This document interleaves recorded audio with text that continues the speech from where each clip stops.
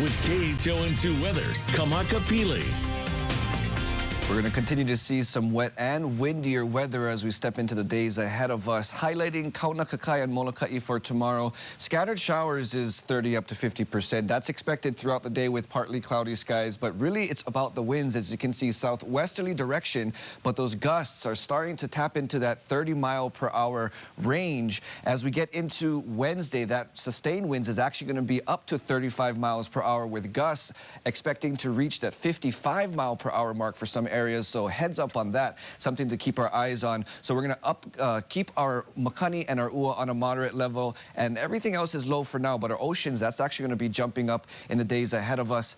In terms of advisories, wind advisory in effect for the summits of Mauna Kea and Mauna Loa, which will only be replaced by a high wind watch starting tomorrow morning at 6 o'clock, which also is going to be issued for the summit of Haleakala on Maui. All of that takes us until Friday evening at 6 o'clock. And in terms of our ocean conditions, 6 to 8 footers as this first swell starts to fill in today. That's up north, 4 to 6 for the west, 2 to 4 down on the south and towards the east. As we get into the middle of this week, though, an extra large swell will be filling in, bringing potential high surf warning levels, so heads up for that as well.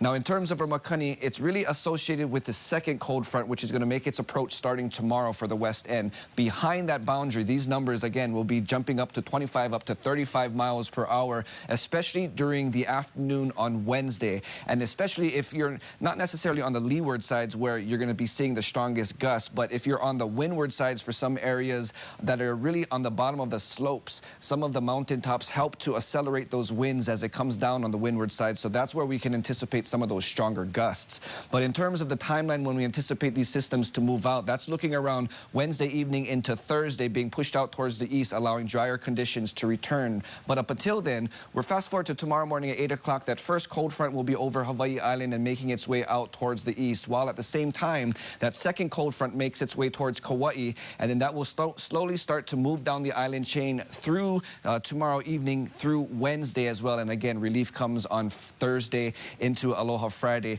For tomorrow, though, the greatest chance of showers looks to remain for Kauai. We're seeing the least chance of showers here on Oahu, at least for now, but again, that's going to be changing as that system moves over. In terms of the winds, that's going to be starting to ease off around Thursday into Friday, but again, that's where cooler, chillier temperatures are expected to be lingering around. Joe, back to you.